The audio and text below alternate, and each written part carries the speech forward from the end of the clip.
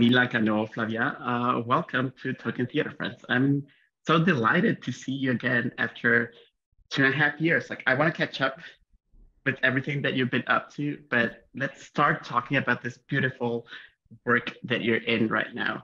Can you talk a little bit about the what the Coast Starlight is and who you play in it? Absolutely. So, The Coast Starlight is a play about six people who get on a train, which is known as the Coast Starlight. It's an Amtrak route that runs from Los Angeles to Seattle. It's a 36-hour train ride. And all of these people get on the train with essentially a problem that they need to solve by the time that they get off the train. And it's about how we change each other, but mostly through our imagination, conversations that we have with each other in our minds. So it really is about the power of fantasy and human connection and how we affect each other on molecular levels, whether we know it or not. And this is my second time around doing this play. I'm playing Jane. She gets on in Los Angeles, so she's got all 36 hours to try to figure something out for herself. And I did this play back at La Jolla in 2019, which is really when we sort of kicked it off. And now we've landed at Lincoln Center, which is a dream come true for me as a city kid in the performing arts, walking all of those streets for so many years and going, oof, I wish I could work here. And here we are. That's beautiful. Congratulations to that. Like, I just want to say this play's so freaking romantic, and like, I mean, I I don't even know. It's like this is we're recording this on Valentine's week, Yeah. I guess. I'll name it a Yeah. week now, and this play's so freaking romantic. Like, can you talk a little bit about that romantic element that I feel I don't think I can remember this many just like flat out beautiful, proud of themselves romances I've experienced. Yeah. Yeah, I mean, we've sort of been thinking, we've been approaching it kind of like R&J, Romeo and Juliet. We've been star-crossed lovers who in reality barely even spoke to each other. But when we locked eyes, that was it. It was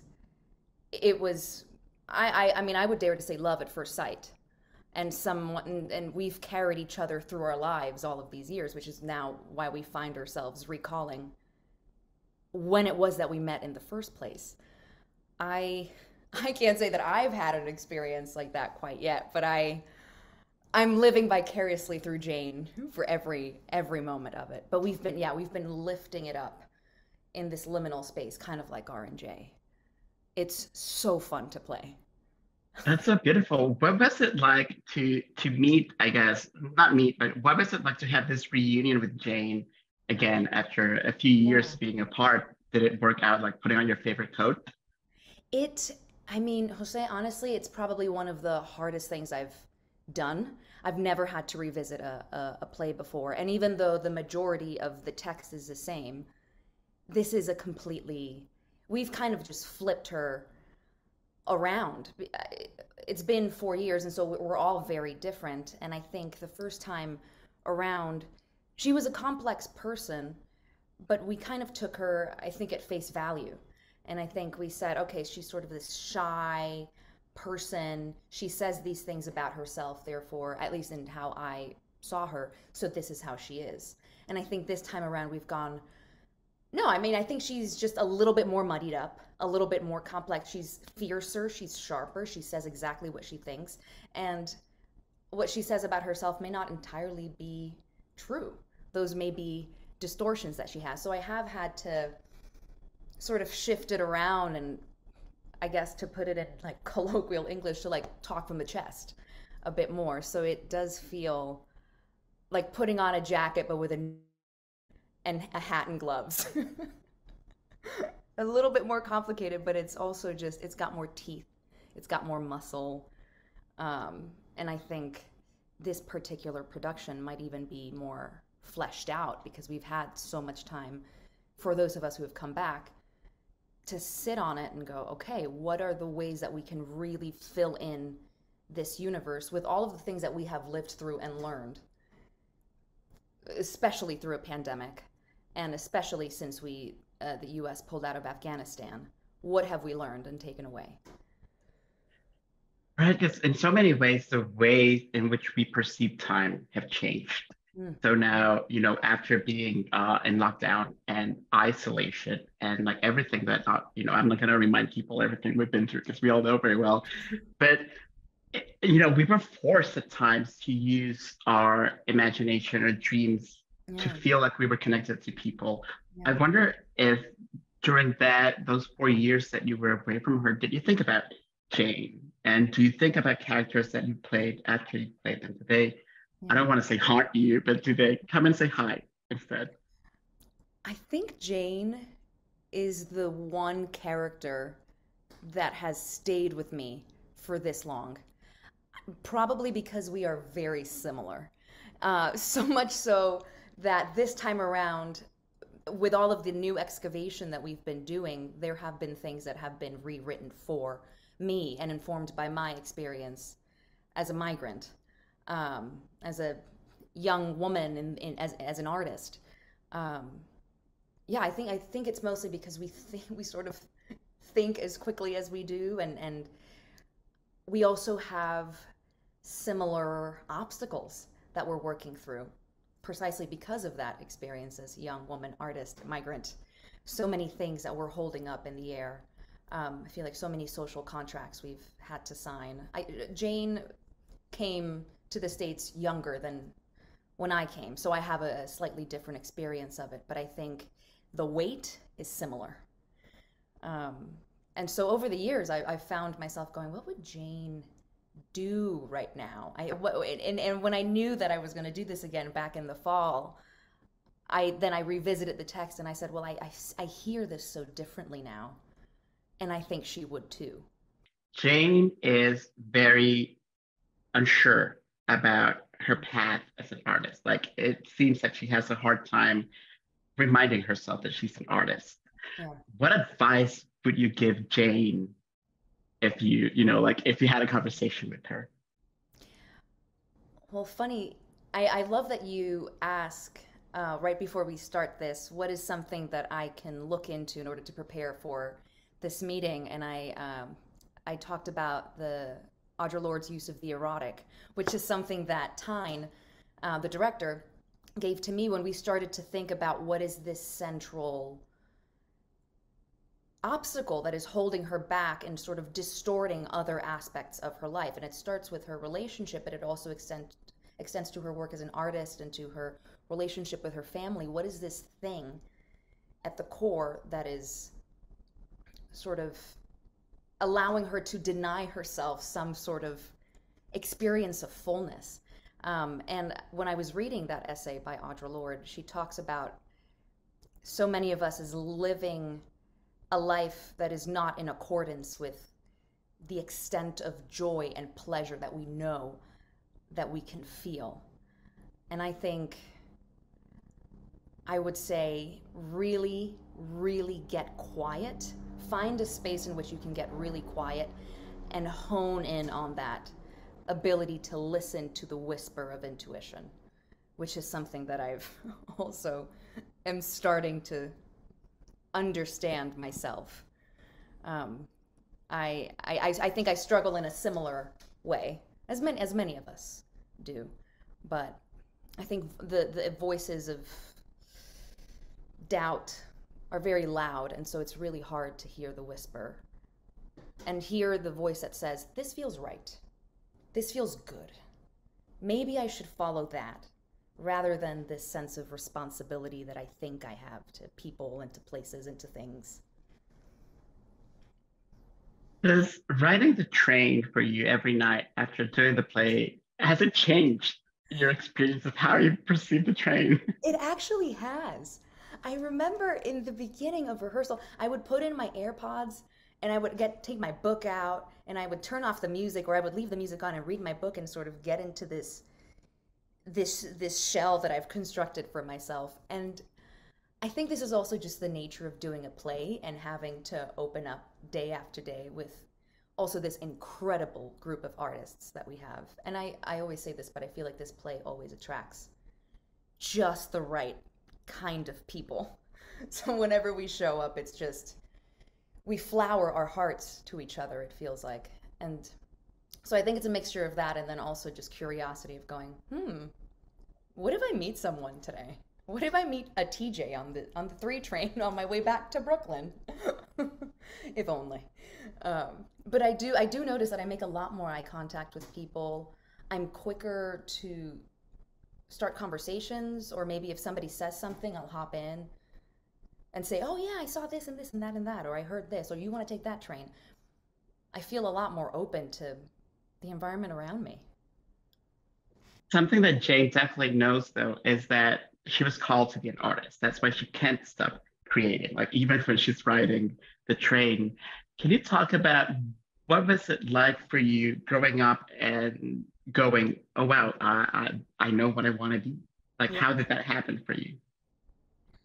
It's funny that you asked that. Yesterday was her first preview, and I was calling my dad, and I was telling him about how nervous I was.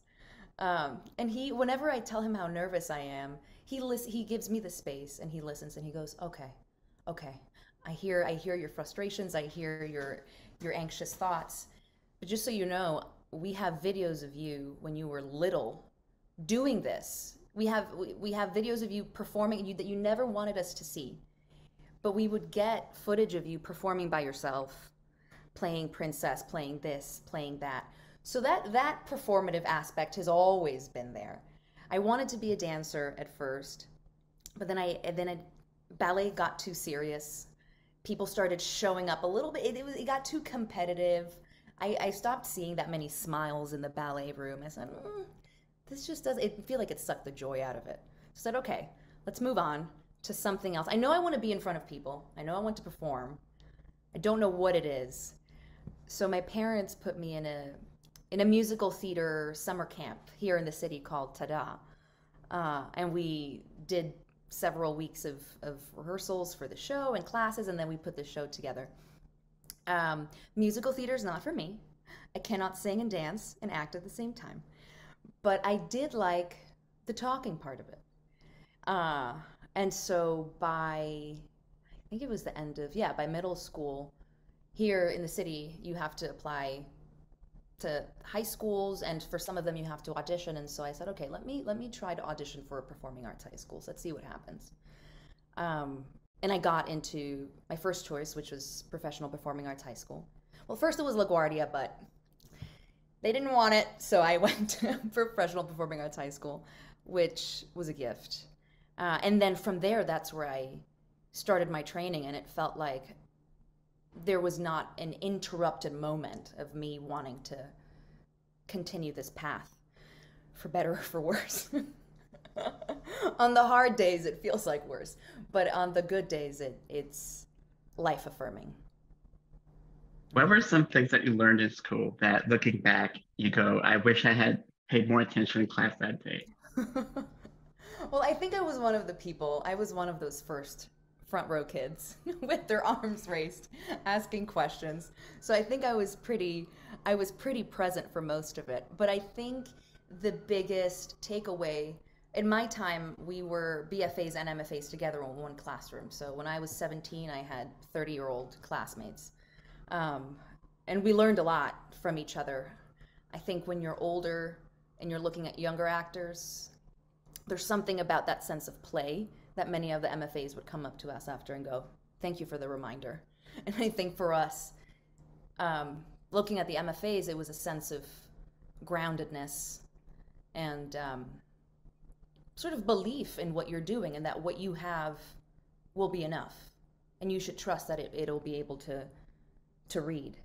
And I think that's the point where I'm at now, trying to circle back to what I'd learned from them at that point, which is okay, I can trust that I've done this work.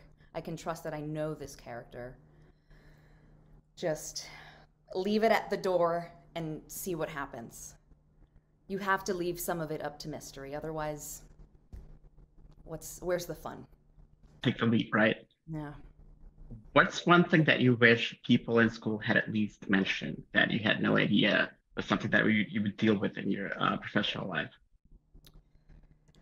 I wish I had known that you really need to carve out a profound self care practice.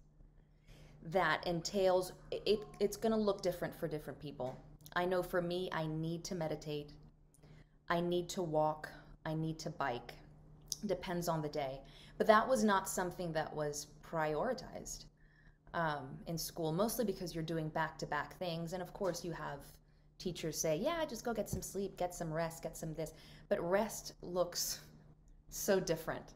Recharging looks so different for different people. And I think I had known, which is something, another thing I'm learning now, is that rest is what allows you to step into your power. It's not, you can't think your way into it. You can't act your way into it. Sometimes you just have to stop and slow down. And that was not, I mean, also in PWIs, they're going to look different, but at least where I was, it was just moving at a mile a minute. And now, what is it, 5 years? Yeah, 5 years out, I'm learning, okay, whenever I feel the noise and the pressure, that's exactly the moment where I need to pull back and go, okay, I'm going to stop. Yeah. Do you have any practical suggestions? Because I've tried meditation, for instance, and I'm sure that many people try to meditate, and we all have this preconceptions and this idea of what meditation should look like. Mm. And living in cities like New York and Madrid, where it's like activity and noise all the time, how do you escape that? How are you able to carve out that sacred space in order to ground yourself? Yeah. I think the first thing, well, I will say that over the pandemic, many things happened over the pandemic, but I also got my yoga teacher training certification over 6 months. And I've, since then, I've sort of lost the consistency of the meditation as I used to do it before. I still do it every day, but it's not quite as, I don't carve out that much time. But I think the first place I start from is to get rid of all of the shoulds. I should be sitting still. I should be quiet. My brain should be thinking about one thing or about nothing. That's where I start. And I sort of think of it as I'm going to sit down. I either close my eyes or I don't. Or however I'm feeling today. There are days when I am so jittery, I cannot close my eyes. And so I clock all of the expectations that I have for this thing that I'm about to do. And then I go, okay, all I'm gonna do is do a quick scan of how I'm feeling today. And then I look, I run it through the system and I go, okay, this is where we're at. I'm not gonna judge it. I'm just gonna sit with it. And that's usually where I start. And sometimes it'll take me 10 minutes. And that's the extent of my practice. But it's usually just 10 minutes of going, okay, expectation, gonna let that go. Expectation, gonna let that go. And if I have to bring myself back 10,000 times, I bring it back 10,000 times. It's a long practice. It's a long everyday practice of, I think it really is a practice of coming undone and dismantling all of the things that we think we should do or should be. That's really what it helps me emphasize. What was it like to return to a field that, let's say, is still going through a process of self-awareness and correction and being more generous to the people who are a part of it, the people who create it, basically? Did you find that things had changed from, doing the play, I mean, in the field in general, doing the play 4 years ago to doing it today in 2023? What are the things that I felt that had changed within myself and other people? And in the field of theater, did you find it more, yeah.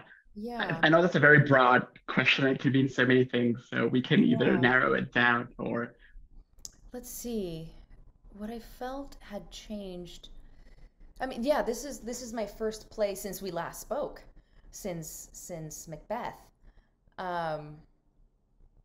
And at least for the people that I know coming back into this, I feel like we all stepped in with raw nerves. That's really, I think for those of us, most of us are doing a play for the first time since the pandemic who have returned.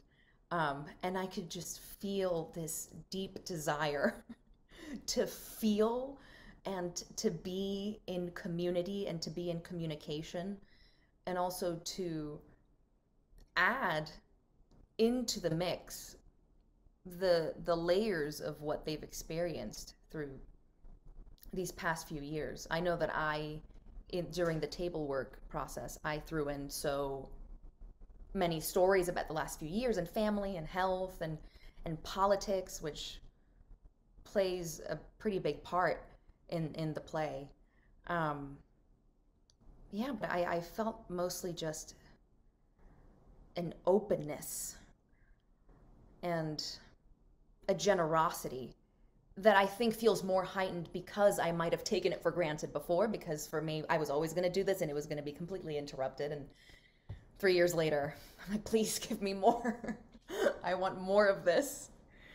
Um, yeah, yeah. I can't say so much across the field because this is my first time back. Hopefully not my last for years and years. For a while back there was a possibility that, it sounds very dramatic, but I think it's true. There was a possibility that we might never Mm, be able to be in community again, or if not never, at least for a very, very, very, very long time. Not that we didn't not go through a very long time, of course. but it could have been longer. So, Mhm. how, what kept you going? I, I don't think anything could replace the feeling of being on stage and performing, Yeah, but what kind of, I don't know. yeah. How was your Nicorette, I guess? I think in the very, very beginning, I was right after the lockdown, I was a bit glad to have a break from the theater, mostly because of what we were seeing in terms of how a lot of these theaters were running. Um, the the cases of deeply rooted racism and sexism and isms in the institutions, that I was quite grateful for some sort of moment of pause and perhaps some reckoning. Um, and so that took a few months, and I was glad to get it out of my system and just and take a break. And then after that, I said, wow, wait, why do I feel so empty? What is what's how what I'm living with friends, I'm living with family in this lockdown. I'm always around people, and yet the way that I am connecting, although deep, is not what I'm usually used to, which is just a deep, dropped in, profound connection with people in front of other people. Um, and then that hit a bit like a Mack truck a few months in. And so what I would do is my friends and I would, over Zoom, we would do readings of plays. We would say, hey, I have never read this play before. Let's read it together. And so we kept each other entertained, and luckily, some TV and some film work came in, but nothing compares to having a live audience sharing in on the story. It's another character. So it's a bit like a Jack in the Box, because you'll be doing this thing that you've rehearsed, and then people laugh at something and you go, oh wait, that is something. That is a moment that you can't cover all of the bases, and the audience does the rest of that work for you. Um, it's so that spontaneous, unexpected experience. I mean, I think Nicorette is right. It is like it is a high that I was definitely missing, and luckily I knew that I was going to do this a few months ago, so that kind of kept me going through the fall. But for a bit there last year, I was like, oh my gosh, I need to find a play to do, because this is nothing compares to this. And it's true. I mean, last night was the first time we had an audience, and we learned so much about this play. We might even have a bit of a comedy on our hands. So, as it turns out. So, man. What are some plays that you go to over and over, whether it is for nuggets of wisdom or Yeah. because they feel like chicken soup, if you're into chicken soup, for Mm. comfort? I might do a veggie broth, but something. I usually find myself going back to I use it kind of like a thermometer is the best way that I can think about. But the play Grief is the Thing with well, the novel, and then Enda Walsh adapted it into a play, Grief is the Thing with Feathers. And there's the monologue at the very end. I saw it at St. Anne's with Cillian Murphy, and it was, I mean, it was excellent. Um, and there's a monologue at the very end where the dad takes his two sons to scatter his wife's ashes. And there's actually a moment, I don't know if you remember in the reading of it, there's a moment when a similar thing happens in this play. And I think that's probably why I love that monologue so much, because it reminds me of the moment in the Coast Starlight. The imagery of it and the sort of it's that reminder of the brief, like this brief suspense of life, and then it's all gone. And the joy and the bittersweetness and the brevity of it all. Every time I read it, I go, okay. I know what I'm doing. I know that I'm on the right path. I know that this is what I should be doing, because I'm feeling this piece of text so deep inside. And I know that when I do theater and when I see theater, I feel reconnected with a sense of purpose. And so it's usually, I usually read it like once every 2-3 weeks when I remember. I go, let me look at that monologue again. Thank you for sharing that. That's really beautiful. So with that in mind, I mean, you basically described theater and life uh, very succinctly and poetically. So thank you for that. With that in mind, please invite our viewers and our listeners to come see the play and anything else that you're in that's out there in any medium right now. Absolutely. Um, well, please, everyone, come see us at the Coast Starlight. We're going to be at Lincoln Center until April 16th. We've just started previews. We open March 13th, and so you've got 2 months to come and ride the train with us. We promise it will not be 36 hours. We'll keep you just under it. And you can also see me in my first film, Baby Ruby, written and directed by Bess Wall. And in a few months' time, not entirely sure when, but Three Women on Showtime will be out, and you may see a familiar face. Well, congratulations and break a leg, have fun, enjoy this train ride. You Thank you deserve so it. much, Jose.